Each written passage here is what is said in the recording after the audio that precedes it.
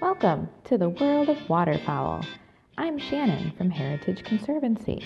Before we go any further in the world of waterfowl, let's take a second to get to know the species of waterfowl that call the Delaware River Watershed home. Luckily, I know just the right person to help us with that. Okay, so today we have Sean Binninger from John Hines National Wildlife Refuge with us. And we're thrilled that we could get together and chat about waterfowl. So, first off, can you tell us a little about John Hines National Wildlife Refuge? Sure, Shannon. Yeah, thanks for having me today. So it's located in Southwest Philadelphia, right by the airport, the Philly airport. It's about 1,000 acres of land, mostly field, forest, and wetland habitat. It was established back in 1955 as a city park, and then it got transferred to the U.S. Fish and Wildlife Service, so it became federal land in 1972, and since then it's been managed by the Fish and Wildlife Service to this day. So some of the main goals for the refuge are to protect the largest remaining freshwater tidal marsh in Pennsylvania, which is about 250 to 300 acres today.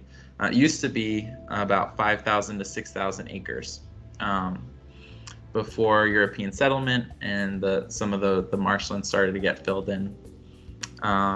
So that's one of the main goals, to protect the habitat for the wildlife that visits the refuge, but also to provide environmental education and interpretation for the thousands of visitors that we get, and also the community members who we interact with, every year. So trails are open from sunrise to sunset every single day, and during this the COVID-19 pandemic, the refuge trails are still open every day from sunrise to sunset. You can take a walk, you can ride your bike, you can walk your dog as long as it's on a leash. You can go fishing, kayaking. Under normal, non-pandemic circumstances, we offer archery programs, summer camps, outdoor movie nights. We do tree giveaways, seasonal festivals, a lot of different activities. All the things that we offer are free to the public. And then in terms of wildlife, visitors come to see a variety of wildlife, reptiles, amphibians, mammals, but I think the biggest draw is the birds that we get. We get over 300 species of birds every single year. And yeah, that includes, raptors, waterfowl, warblers, all kinds of birds that draw people to the refuge, and that changes throughout the year. Some species will stick around year round, but the reason we have so many species that visit is because most of them are migrating through. So we'll see, those certain species only part of the year. That's great. Yeah, I've been to John Hines and it's a beautiful place to visit for sure.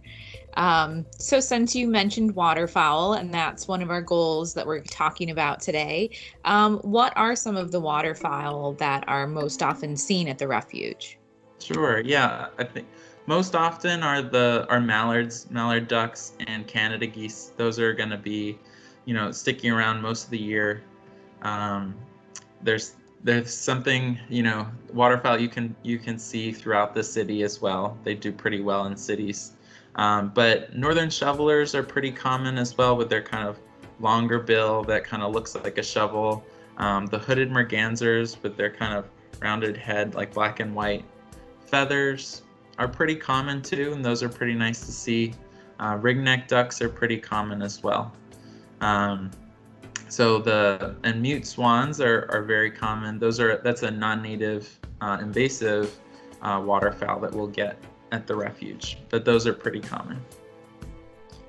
Lots of diversity there for sure. Yeah, definitely.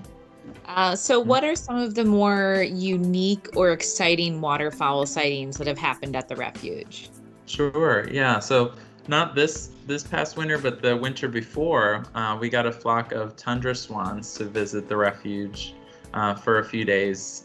or maybe it was almost a week that people were out there trying to catch some photos and glimpses of them. That doesn't happen every year. This past year, as far as I know, we didn't get tundra swans to visit the refuge, but those are a pretty neat sight to see. Wood ducks and buffleheads are always nice. They're really attractive waterfowl that people like to see, and they're not as common as some of the other ones. Lesser scops are pretty cool too, and not so common. So yeah, it just depends on the day, and you have to have a good eye, a good pair of binoculars that you can actually borrow at the visitor center when we're open. So keep that in mind as well. Yeah, those are some great tips, definitely. Waterfowl, I think, can be a really good kind of starting animal for birding to start getting into, because they are bigger and a little more. They are. Yeah, and they're, it's the chance that they can be sitting out kind of in the open on the water, and so it gives you a little bit more of an opportunity to see them, not only because they're bigger, but they're more out in the open and feeding. Definitely. Thanks, Sean.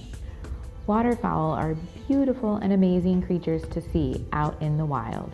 So I hope you'll take some time, put those boots on, and get outside, go find a lake or a stream, and see if you can find some of these ducks and geese. Visit a local Heritage Conservancy preserve or another local park in your area. Next up on the World of Waterfowl, we'll learn about how waterfowl deal with the winter weather.